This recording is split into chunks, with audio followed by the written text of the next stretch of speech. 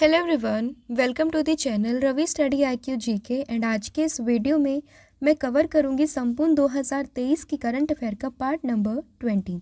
तो देखिए, जैसा मैंने आपसे प्रॉमिस किया था कि मैं आपको पूरा 2023 यहाँ पर कवर कराऊंगी और इसमें मैं 2400 क्वेश्चन को डिस्कस करने वाली थी। तो उसी सीरीज़ में आज ही होगा पार्ट नंबर 20, जिसमें हम डिस्कस करेंगे नेक्स्ट 100 इंपॉर्टेंट क्वेश्चन को। तो बिना देरी करे शुरू कर लेते हैं वीडियो को, जिसका पहला प्रश्न है, दुनिया के सबसे ऊंचे युद्ध क्षेत्र जो कि है आपका सियाचिन, यहाँ पर तैनात होने वाली पहली महिला चिकित्सा अधिकारी कौन बनी है? तो देखिए, अगर हम बात करें दुनिया के सबसे ऊंचे युद्ध क्षेत्र जो कि है आपका सियाचिन, यहाँ पर तैनात होने वाली पहली महिला चिकित्सा अधिकारी ये बनी है गीतिका कौल। ऑप्शन नंबर जो डी है ये आपका यहाँ पर सही हो जाएगा। तो दुनिया के सबसे ऊंचे युद्ध क्षेत्र सियाचिन में तैनात होने वाली पहली महिला चिकित्सा अधिकारी ये बनी है गीतिका कौल। इम्पॉर्टेंट क्वेश्चन है, क्योंकि अगर कोई भी चीज़ पहली बार होती है तो वो आपके एग्ज़ाम के पॉइंट ऑफ व्यू से डेफिनेटली काफ़ी ज़्यादा इम्पॉर्टेंट हो जाती है। तो देखिए, सियाचिन ग्लेशियर ये हिमालय के पूर्वी काराकोरम रेंज में स्थित है, जो पॉइंट NJ 9842 के उत्तर पूर्व में है। यहीं पर भारत और पाकिस्तान के बीच में नियंत्रण रेखा भी समाप्त होती है, ये भी आप याद रखेंगे। अगला क्वेश्चन है आपका, मंगल ग्रह पर रोवर संचालित करने वाली पहली भारतीय कौन बनी है? तो देखिए, अगर हम बात करें मंगल ग्रह पर रोवर संचालित करने वाली पहली भारतीय महिला, तो ये बनी है doctor Akshata Krishnamurthy. Option number A. तो देखिए, नासा के संचालक वर्तमान में परसिवरेंस रोवर के माध्यम से मंगल ग्रह पर प्राचीन जीवन के संकेत तलाश रहे हैं और चट्टान के नमूने एकत्र कर रहे हैं। और उसी टीम के प्रमुख सदस्यों में से एक है डॉक्टर अक्षता कृष्णमूर्ति, जो रोवर को संचालित करने वाली पहली भारतीय नागरिक हैं। तो ध्यान रहेगा कि पहली भारतीय महिला जो मंगल रोवर मंगल ग्रह पर जाएंगी तो वो है, या फिर उसके रोवर को संचालित करने वाली, तो ये बनी है डॉक्टर अक्षता कृष्णमूर्ति। अगला क्वेश्चन है आपका, पृथ्वी की मेंटल की जाँच करने के लिए किस देश ने ड्रिलिंग जहाज जिसका नाम है मैंगजियांग इसको लॉन्च किया है? तो देखिए, पृथ्वी की मेंटल की जांच करने के लिए जिस देश ने ड्रिलिंग जहाज मैंगजियांग लॉन्च किया है, इसका नाम है चाइना। तो ऑप्शन नंबर जो ए है ये आपको यहाँ पर याद रखना है। देखिए, चीन भूवैज्ञानिक सर्वेक्षण द्वारा 150 अनुसंधान संस्थानों और कंपनियों के सहयोग से विकसित इस जहाज को चीनी भाषा में ड्रीम नाम ये दिया गया है। मैंगजियांग का लक्ष्य क्या है? तो इसका लक्ष्य है पृथ्वी की परत में प्रवेश करना और मेंटल के रहस्यों को समझना, जो इस अज्ञात क्षेत्र में मानवता के उद्घाटन प्रयास को चिन्हित करता है। तो जहाज का नाम आपके लिए इम्पॉर्टेंट हो जाता है, मैंगजियांग इसका नाम है, जो कि चीन के द्वारा संचालित है। अगला क्वेश्चन है आपका, तेलंगाना के नए मुख्यमंत्री कौन बने हैं? तो देखिए, अगर हम बात करें तेलंगाना के नए मुख्यमंत्री, तो ये बने हैं रेवंत रेड्डी। इम्पॉर्टेंट क्वेश्चन है, तो ऑप्शन नंबर जो बी है ये आपका यहाँ पर सही हो जाएगा। देखिए, तेलंगाना बना था 2014 में, और 2014 से जो वहाँ के मुख्यमंत्री रह रहे थे वो कौन थे? वो थे के चंद्रशेखरन राव। तो अभी उनकी जगह पर ये दूसरी बार प्रधानमंत्री बने हैं। कौन? मतलब दूसरे मुख्यमंत्री बने हैं कौन? तेलंगाना के रेवंत रेड्डी। ठीक है, इनकी पार्टी कौन सी है? तो ये कांग्रेस पार्टी ने रेवंत रेड्डी को बनाया है। तेलंगाना की स्थापना जैसे मैंने आपको बताया 2 जून 2014 में हुई थी। राजधानी है इसकी हैदराबाद में, और यहाँ की गवर्नर तो ये है तमिलिसाई सौंदरराजन। तो ये भी नाम इम्पॉर्टेंट हो जाता है। ध्यान रहेगा कि 2014 में ये राज्य बना था और इसके दूसरे मुख्यमंत्री बने हैं अब रेवंत रेड्डी, और पहले मुख्यमंत्री कौन थे? तो वो थे चंद्रशेखरन राव। अगला क्वेश्चन है आपका, पहली बार फीफा अंडर 17 पुरुष विश्व कप 2023 का खिताब ये किसने जीता है? तो ये जीता है जर्मनी ने। ऑप्शन नंबर ए ये आपका यहाँ पर सही हो जाएगा। तो देखिए, जर्मनी ने फाइनल में पेनल्टी पर फ्रांस को हराकर ये खिताब जीता है। आयोजन स्थल की बात करें तो ये था इंडोनेशिया। संस्करण तो ये था 19वां। अगला क्वेश्चन है आपका, वैश्विक प्रौद्योगिकी सम्मेलन 2023 की मेजबानी किस देश ने की है?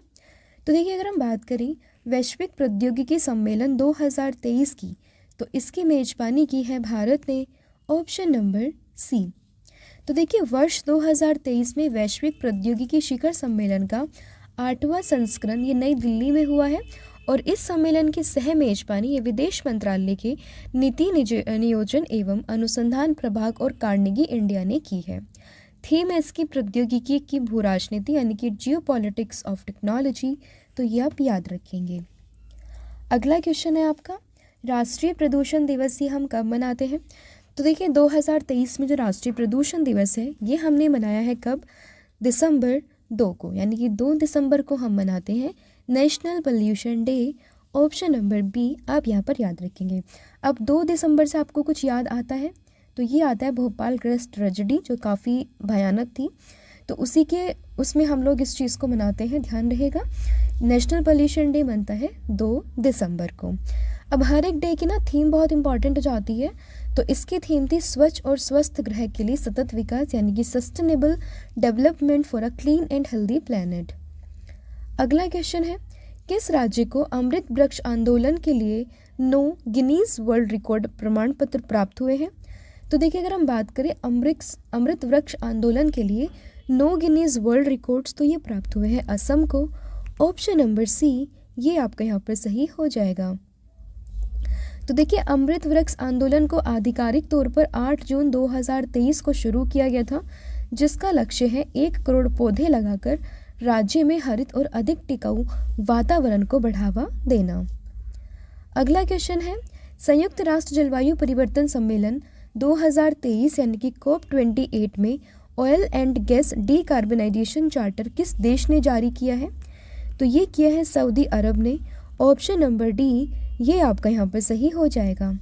तो देखिए COP28 के अध्यक्ष रहे डॉक्टर सुल्तान अल जबेर और सऊदी अरब ने आधिकारिक रूप से oil and gas decarbonisation charter को, जिसको हमने OGDC लिखा है, ऑयल एंड गैस डीकार्बनाइजेशन, ये चार्टर जारी किया है, जिसका उद्देश्य है जलवायु संबंधी चुनौतियों के प्रभावों को से निपटने में सहयोग करना। अगला क्वेश्चन है, भारत की पहली पनडुब्बी पर्यटन सुविधा किस स्थान पर शुरू की जाएगी? तो पहली पनडुब्बी पर्यटन सुविधा ये इसकी शुरुआत की जाएगी गुजरात में। ऑप्शन नंबर जो बी है ये आपका यहाँ पर सही हो जाएगा।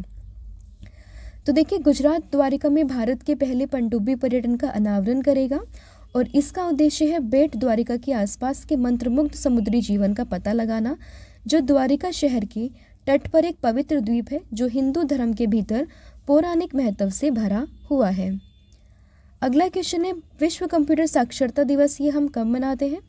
तो देखिए अगर हम बात करें विश्व कंप्यूटर साक्षरता दिवस, तो ये हम मनाते हैं 2 दिसंबर को। ऑप्शन नंबर सी ये आपका यहाँ पर सही हो जाएगा।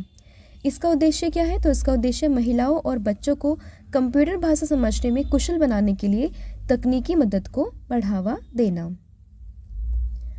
अगला क्वेश्चन है आपका, वर्ष 2023 में भारतीय सड़क कांग्रेस का 82वां वार्षिक सत्र ये कहाँ पर हुआ है? तो भारतीय सड़क कांग्रेस का 82वां वार्षिक सत्र तो ये हुआ है आपका गांधीनगर गुजरात में। ऑप्शन नंबर ए।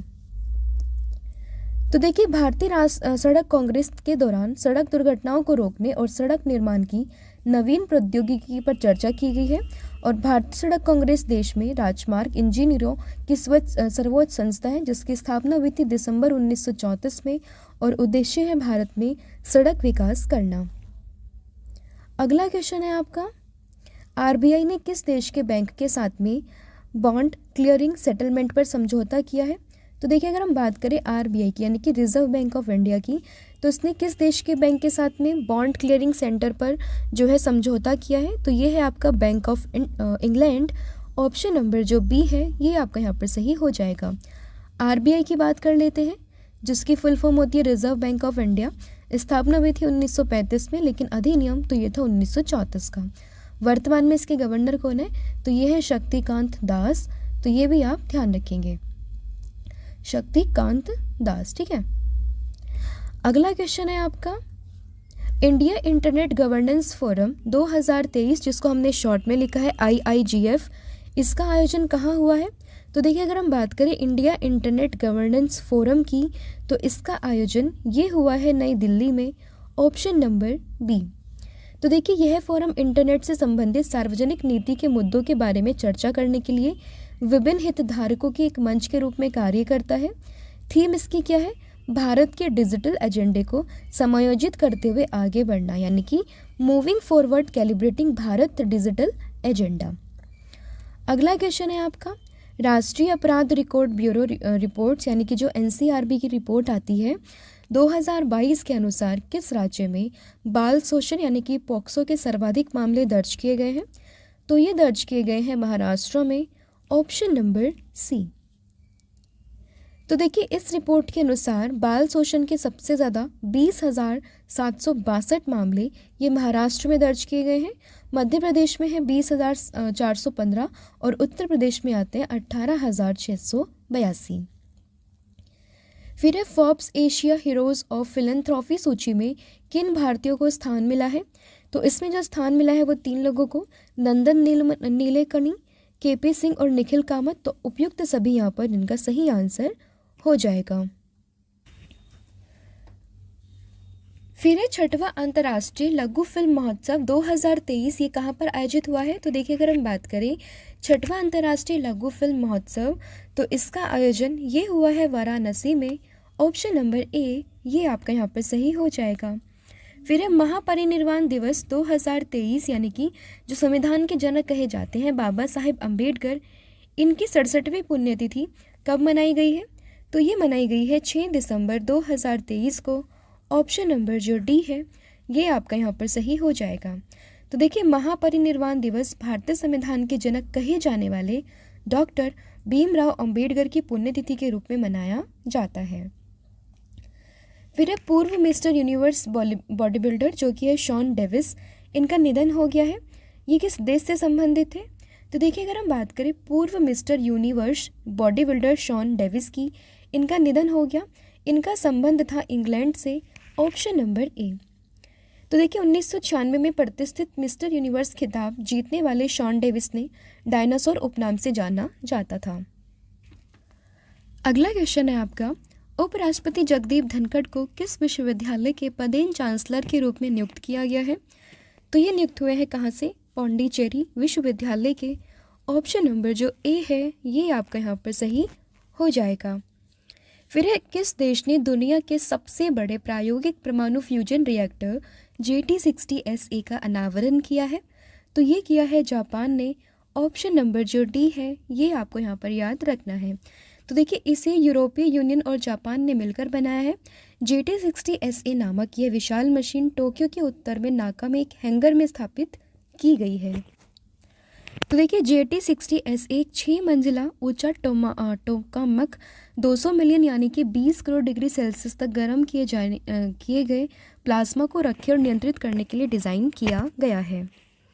फिर प्रधानमंत्री नरेंद्र मोदी ने दिसंबर 2023 में शिवाजी महाराज की प्रतिमा का अनावरण ये कहाँ किया है? तो ये अनावरण हुआ है कहाँ पर?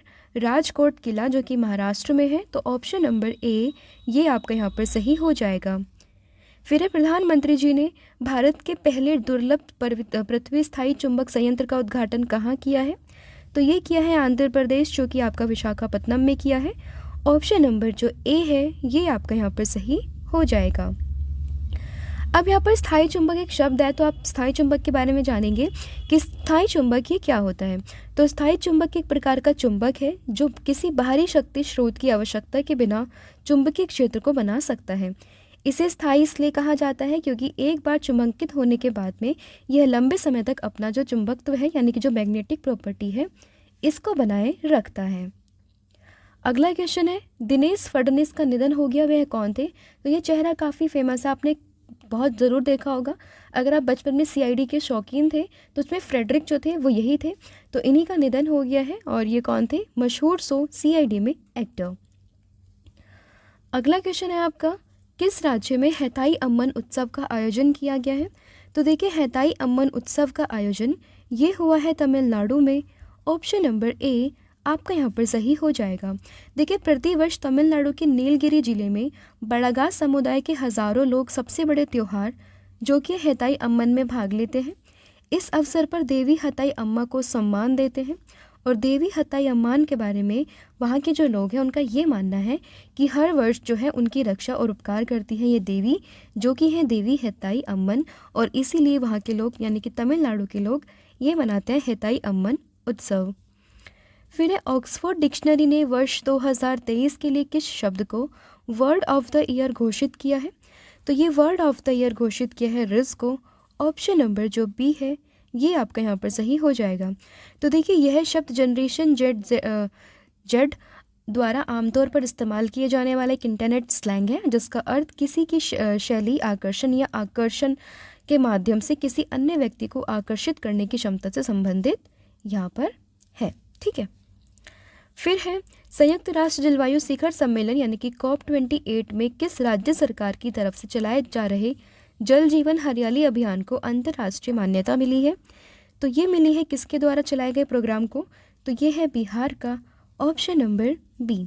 तो देखिए दुबई में 28वें जलवायु शिखर सम्मेलन के दौरान बिहार को जल जीवन हरियाली अभियान के लिए सम्मानित किया गया है और बिहार के मुख्यमंत्री रहे नीतीश कुमार ने 26/10/2019 में जल जीवन हरियाली अभियान को शुरू किया था, जिसके अंतर्गत राज्य में पेड़ों को लगाने के लिए छोटे तालाब और कुओं को बनाने का लक्ष्य रखा गया था। फिर है NCRB की रिपोर्ट के अनुसार लगातार तीसरे वर्ष भारत का सबसे सुरक्षित शहर कौन सा बना है? तो ये बना है कोलकाता। Option number D. अगर हम बात करें टॉप 3 शहरों की तो पहले पे है कोलकाता, फिर है पुणे और एक है आपका हैदराबाद। अगला क्वेश्चन है भारतीय स्पेस एजेंसी जो कि है इसरो खुफिया क्षमता को बढ़ावा देने के लिए 5 सालों में कितने उपग्रह को लॉन्च करेगा?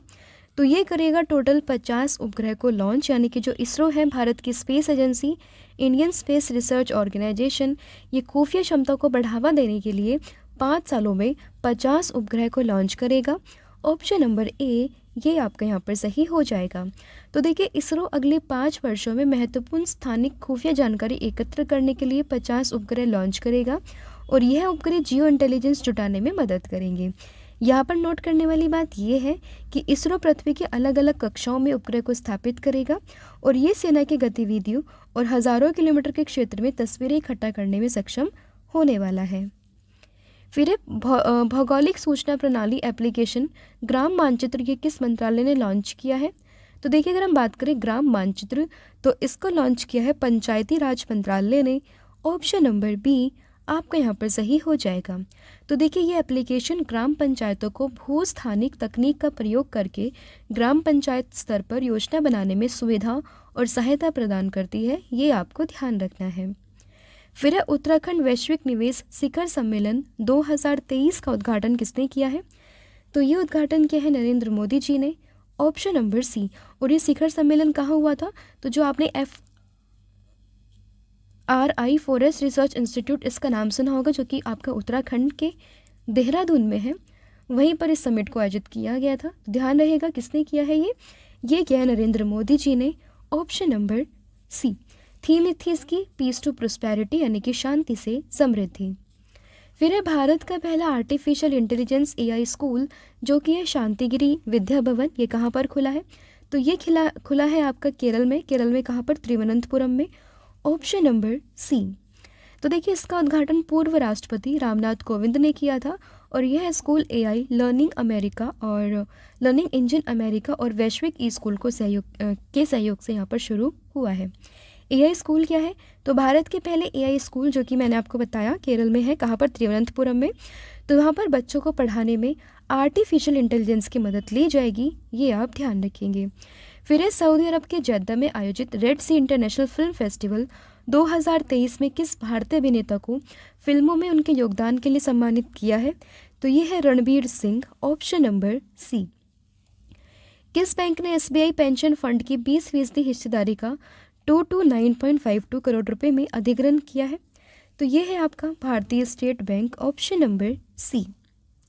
फिर रेलवे सुरक्षा बल सेवा यानी कि RPFS ने बच्चों को तस्करी से बचाने के लिए कौन सा ऑपरेशन शुरू किया है? तो ये है आपका ऑपरेशन नन्हे फरिश्ते। Option number D. RPFS की बात करें यानी कि रेलवे प्रोटेक्शन फोर्स सर्विसेज की स्थापना इसकी हुई थी 1872 में। मुख्यालय है नई दिल्ली में और महानिदेशक तो ये है मनोज यादव। फिर अंतर्राष्ट्रीय भ्रष्टाचार विरोधी दिवस 2023 ये कब मनाया गया है? तो अंतर्राष्ट्रीय भ्रष्टाचार विरोधी दिवस तो ये मनाया गया है कब? तो ये मना है आपका 9 दिसंबर को। ऑप्शन नंबर ए। इस दिवस को मनाने का उद्देश्य क्या रहता है? भ्रष्टाचार के विरुद्ध जागरूकता फैलाना और थीम है इसकी UNCAC at 20 uniting the world against the corruption. फिर है COP28 world climate action summit के दौरान leadership group for industry transition 2.0 portal ये किसने लॉन्च किया है? तो ये लॉन्च किया है 2 देशों ने मिलकर, जो कि है स्वीडन और भारत। ऑप्शन नंबर सी आपका यहाँ पर सही हो जाएगा। देखिए, लीड इट 2.0 पोर्टल का उपयोग या फिर आपके उद्देश्य ये ग्लोबल साउथ को क्लाइमेट चेंज की चुनौती से निजात दिलाना है। शुरुआत इसकी हुई थी 2019 में, जिसमें 18 देश और 20 कंपनियां जुड़ी हैं। अगला क्वेश्चन है आपका, 91वीं इंटरपोल महासभा 2023 ये कहाँ पर हुई है? तो ये हुई है वियना, ऑस्ट्रिया में। Option number C. इंटरपोल की बात अगर हम करें तो इसकी फुल फॉर्म होती है इंटरनेशनल क्रिमिनल पुलिस ऑर्गेनाइजेशन, जिसकी स्थापना हुई थी 1923 में। मुख्यालय है लियोन, फ्रांस में, और अध्यक्ष तो ये है अहमद नासर अल रईसी, और सदस्य देश की बात करें तो ये है 195। फिर है विश्व रेडियो संचार सम्मेलन 2023 कहाँ पर हुआ है? तो अगर हम बात करें विश्व रेडियो संचार सम्मेलन 2023 तो ये हुआ है आपका दुबई, जो कि यूनाइटेड अरब अमीरात की बात यहाँ पर हो रही है। ऑप्शन नंबर डी आपका यहाँ पर सही हो जाएगा। तो देखिए, विश्व रेडियो संचार सम्मेलन हर साल मतलब हर 4 वर्ष में अंतर्राष्ट्रीय दूरसंचार संघ आयोजित करता है, ताकि रेडियो फ्रीक्वेंसी स्पेक्ट्रम और भूस्थिर उपग्रह तथा गैर भूस्थिर उपग्रह कक्षा के लिए वैश्विक उपयोग को संशोधित किया जा सके। अब भूस्थिर उपग्रह ये कितने किलोमीटर पर होते हैं, ये आप मुझे बताओगे कमेंट सेक्शन में। फिर है सिपरी की वैश्विक की शीर्ष 100 हथियार उत्पादक कंपनियों की सूची 2022 में भारत की किन कंपनियों को शामिल किया गया है? तो इसमें शामिल किए गए हैं तीनों को, यानी कि हिंदुस्तान एयरोनॉटिक्स, भारत इलेक्ट्रॉनिक्स और साथ ही में मंचगांव डॉक शिप बिल्डर्स को यहाँ पर शामिल किया गया है। ऑप्शन नंबर जो डी है ये आपका यहाँ पर सही हो जाएगा। तो देखिए, हथियारों की बिक्री में $3.4 बिलियन के साथ में हिंदुस्तान एयरोनॉटिक्स 41वें स्थान पर है। भारत इलेक्ट्रॉनिक्स 1.9 बिलियन डॉलर के हथियारों के साथ में 63वें स्थान पर है, और मंचगांव जो है वो 89वें स्थान पर है। अमेरिका की जो लॉकहीड मार्टिन कंपनी है वो $59 बिलियन के साथ में पहले स्थान पर इस सूची में रही है। फिर है भारत में पहली बार पुरुष वॉलीबॉल क्लब विश्व चैंपियनशिप 2023 का आयोजन ये कहाँ पर हुआ है? तो ये हुआ है बेंगलुरु में। Option number D. संस्करण की बात करें तो ये था इसका 18वां, ये आपको ध्यान रखना है। फिर है पहला एशियाई रेंजर फोरम 2023 ये कहाँ पर हुआ है? तो ये हुआ है गुवाहाटी, असम में, गुवाहाटी असम, जो कि भारत में है। ऑप्शन नंबर जो सी है ये आपको यहाँ पर ध्यान रखना है। यह फोरम विश्व स्तर पर रेंजरों को प्रभावित करने वाले मुद्दों पर सहयोग करने और समाधान प्रदान करने के लिए आयोजित किया गया था।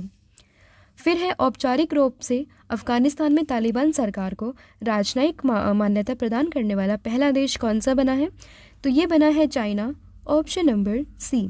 तो देखिए, चीन ने बीजिंग में तैनात तालिबानी अधिकारियों को अफगानिस्तान के राजदूत के तौर पर मान्यता दे दी है, और इसके बाद चीन की अफगानिस्तान एम्बेसी में तालिबानी लोगों ही देश में प्रतिनिधि के तौर पर जाने जाएंगे, यहाँ तक कि अफगानिस्तान के झंडे को तालिबानी झंडा रिप्लेस कर देगा, और तालिबान के झंडे को इस्लामिक एमिरेट्स ऑफ अफगानिस्तान ये कहा जाएगा। फिर है मिस्र की रिमोट सेंसिंग उपग्रह MISR-SAT-2 को किस देश ने लॉन्च किया है? तो ये लॉन्च किया है चाइना ने। Option number C. तो देखिए, चाइना ने फॉरलॉन्ग मार्च टू सी रॉकेट से मिस्र के लिए एक रिमोट सेंसिंग उपग्रह इसको, जिसका नाम है जिंक-1 सैटेलाइट से लॉन्च किया है, और ये गोबी रेगिस्तान से लॉन्च किया गया है। उद्देश्य इसका क्या है? कृषि खनिज संशोधनों की खोज, सतही जल पर स्रोतों की पहचान करना। फिर है वर्ष 2023 के लिए sports business leader of the year, इससे सम्मानित होने वाले पहले भारतीय कौन बने हैं? तो ये बने हैं Jay Shah. Option number B. तो देखिए, BCCI के सचिव जय शाह को CCI reports sports business awards में sports business leader of the year 2023 से सम्मानित किया गया है। भारतीय खेल प्रशासन में जय शाह यह सम्मान पाने वाले पहले व्यक्ति हैं। जय शाह की बात करें तो वर्तमान में एशियन क्रिकेट काउंसिल के ये अध्यक्ष हैं। फिर है फोर्ब्स की 100 मोस्ट पावरफुल वुमेन की सूची 2023 में किन भारतीय महिलाओं को शामिल किया गया? तो ये शामिल हुई हैं निर्मला सीतारमन जी, रोशनी नादर मल्होत्रा और साथ ही में सोमा मंडल, यानी कि उपयुक्त तीनों। Option number D. और पहला स्थान पर कौन है? तो ये यूरोपीय आयोग की अध्यक्ष, जिनका नाम है उर्सुला वान डेर लियन। बेल्जियम में, तो ये इनका पहला स्थान है इस सूची में। फिर है भारत ने किस देश को उसके कृषि क्षेत्र में आधुनिकीकरण के लिए 25 करोड़ डॉलर का ऋण देने की घोषणा की है? तो ये की है केन्या ने। ऑप्शन नंबर जो बी है ये आपका यहाँ पर सही हो जाएगा। फिर है किस स्पेस एजेंसी के द्वारा फीस्ट सॉफ्टवेयर लॉन्च किया गया है? तो फीस्ट सॉफ्टवेयर लॉन्च किया गया है इसरो ने। Option number C.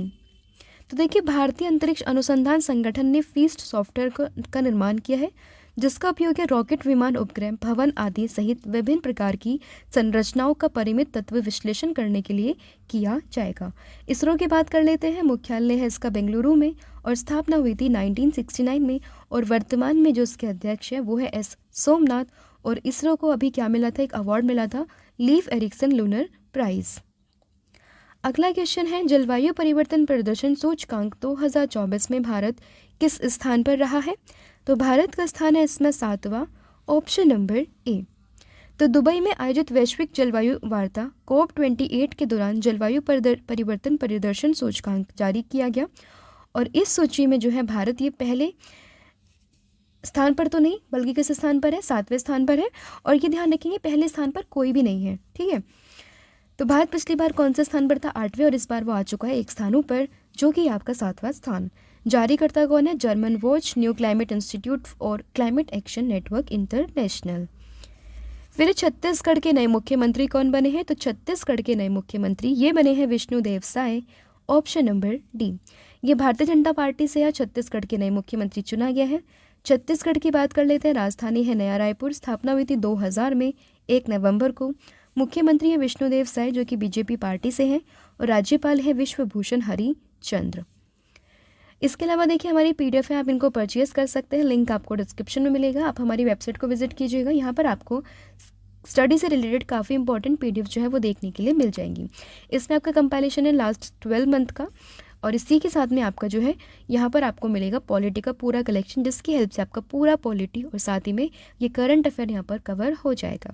तो इन दोनों ई बुक्स को आप परचेज़ कर सकते हैं, लिंक आपको डिस्क्रिप्शन में मिलेगी, वहाँ पर जाकर आप सिंपल इनको परचेज़ कर सकते हैं। अदरवाइज़ आप डायरेक्टली हमारी वेबसाइट को विजिट कीजिए, यहाँ पर भी आपको इन सभी PDF के लिंक्स जो है आसानी से मिल जाएंगे। फिर युवाओं को पर्यावरण पहल में सशक्त बनाने के लिए भारत ने किस संगठन के साथ मिलकर ग्रीन राइजिंग पहल की शुरुआत की है? तो ये शुरुआत की है यूनिसेफ के साथ मिलकर। Option number A.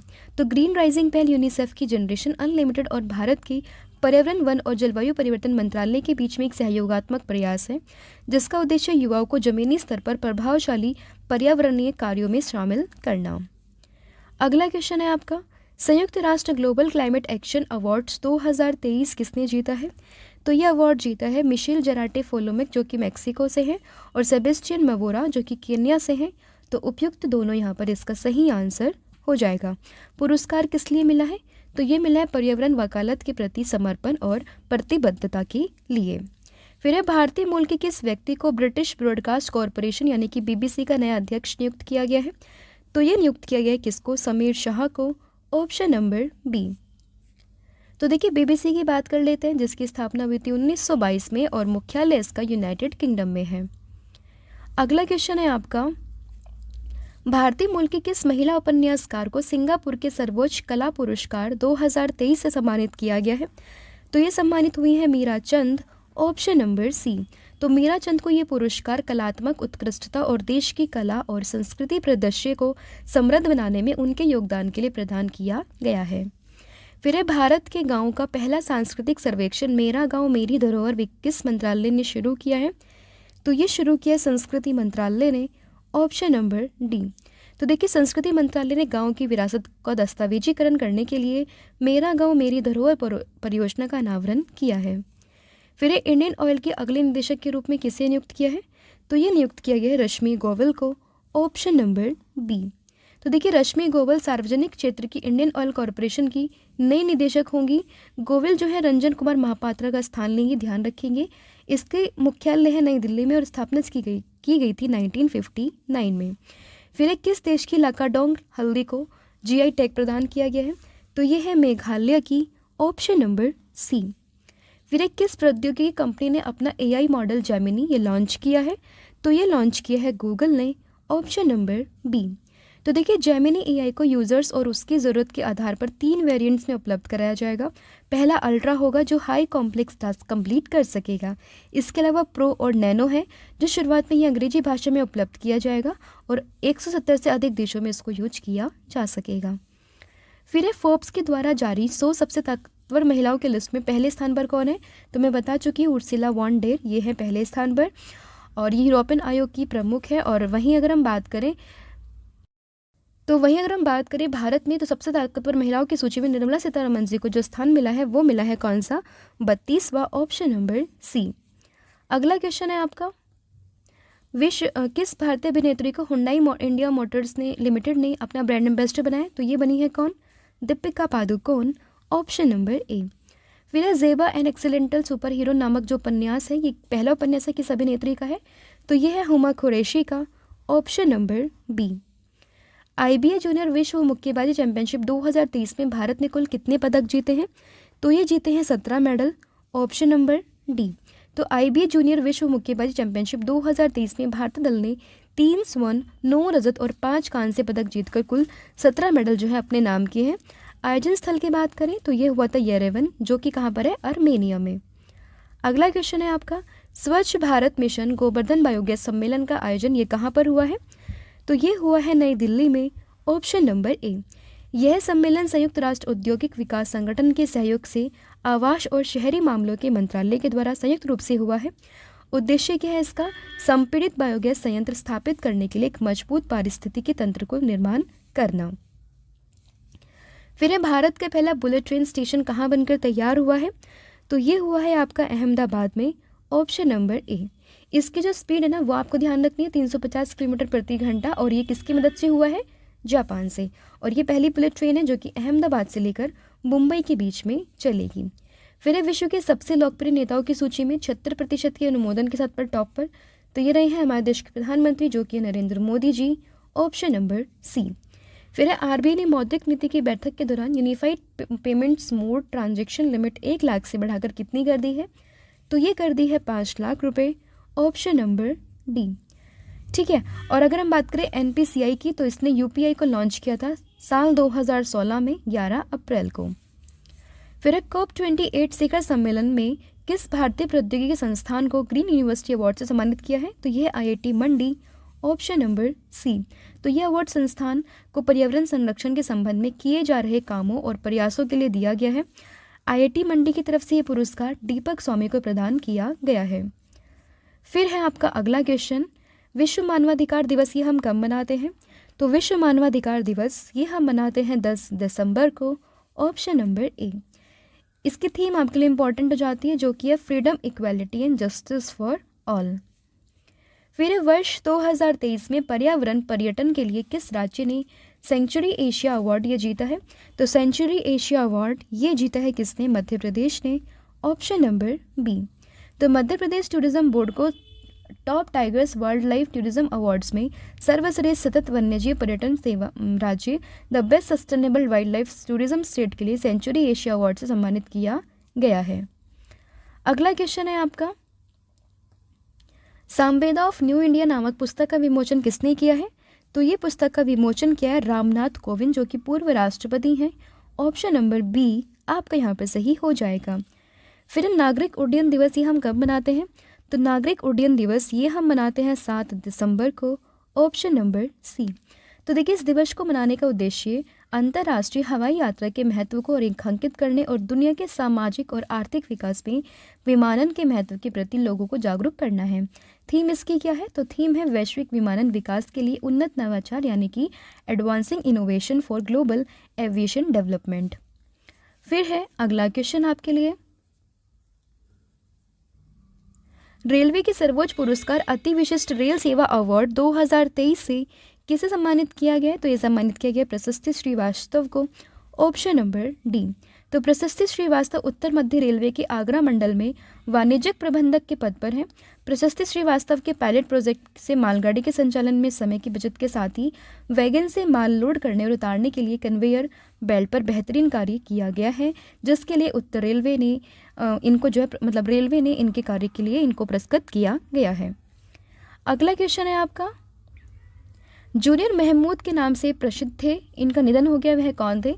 तो ये थे बेसिकली कौन? एक Bollywood actor, option number B. फिर है संयुक्त राष्ट्र जलवायु परिवर्तन COP29, ये कहाँ पर होगी? तो ये होगी आपकी बाइको अजरबैजान में, ऑप्शन नंबर डी। अगला क्वेश्चन है आपका, किस देश ने विश्व के पहले चौथी पीढ़ी के परमाणु ऊर्जा संयंत्र शिदाओ बे का अनावरण किया है? तो ये किया है चाइना ने, ऑप्शन नंबर सी। तो देखिए यह चीन के पूर्वी सिडोंग प्रांत में स्थित है। यह अगली पीढ़ी के गैस कोल्ड परमाणु रिएक्टर के युग की शुरुआत का प्रतीक है। इसकी शुरुआत हुई थी साल 2012 में। राजस्थान के नए मुख्यमंत्री कौन बने हैं? तो ये बने हैं भजन Lal Sharma, option number D. राजधानी क्या है राजस्थान की? तो ये है जयपुर, और गवर्नर तो ये है कलराज मिश्र।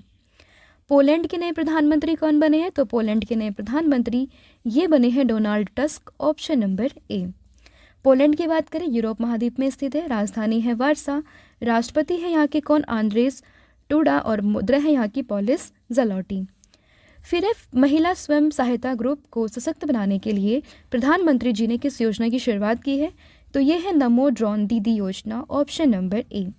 इस योजना के तहत जो है महिलाओं को बेहतर योगदान सुनिश्चित करने के लिए ड्रोन के जरिए खेती को आसान बनाने के लिए पूरे देश में 15,000 नमो ड्रोन दीदी प्रशिक्षित किए जाएंगे।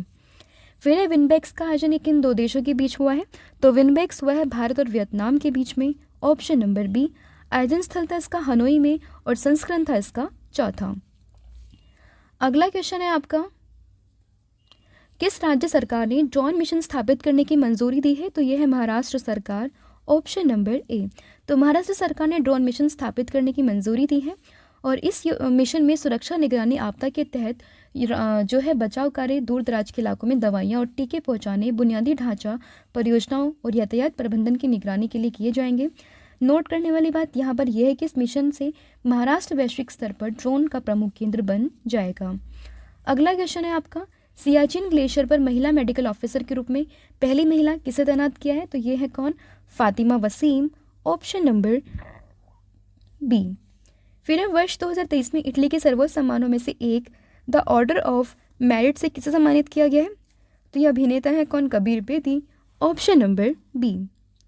तो इटली सरकार का ये अवार्ड उन्हें प्रदान किया जाता है जिन्होंने इतालवी समाज और उससे परे उत्कृष्ट उपलब्धि और योगदान के माध्यम से खुद को प्रतिष्ठित किया हो।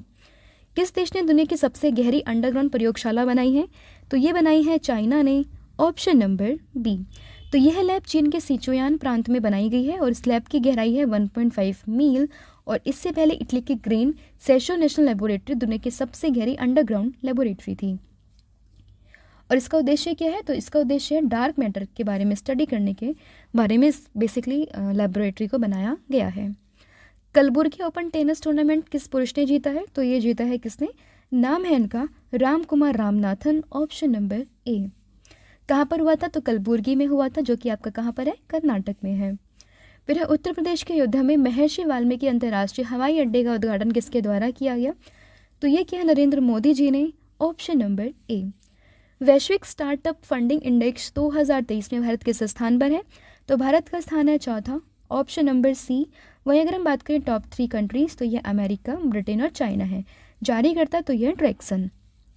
फिर है दुनिया का सबसे बड़ा अफीम उत्पादक देश, तो ये बना है Myanmar, option number B.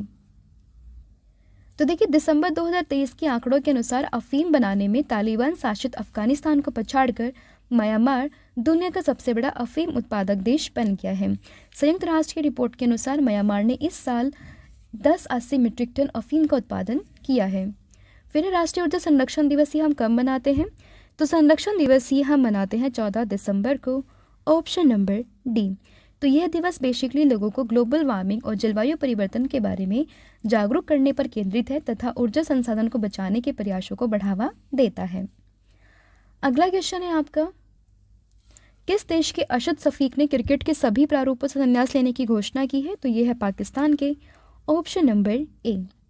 Rajasthan के नए मुख्यमंत्री कौन बने हैं? तो ये हैं प्रेमचंद्र बैरबा और दिया कुमारी, ऑप्शन नंबर सी आपके यहाँ पर सही हो जाएगा। राजस्थान विधानसभा का अध्यक्ष किसे चुना गया है? तो ये चुने गए हैं वासुदेव देवनानी, ऑप्शन नंबर ए। हैदराबाद शहर का नया पुलिस आयुक्त किसे नियुक्त किया है? तो ये हुए हैं K Srinivas Reddy, option number D. फिर है, गृह मंत्रालय ने किस राज्य में मैतेई चरमपंथी संगठनों को गैरकानूनी संगठन घोषित किया है? तो ये है आपका मणिपुर में, ऑप्शन नंबर बी। फिर है, नौवां भारत अंतर्राष्ट्रीय विज्ञान महोत्सव जनवरी 2024 में कहाँ पर हुआ है? तो ये हुआ है फरीदाबाद में, ऑप्शन नंबर डी। मतलब किया जाएगा, हालांकि 17 से 20 जनवरी तक होने वाला है, फरीदाबाद जो कि हरियाणा में है, और ये भारत का मेगा विज्ञान मेला है।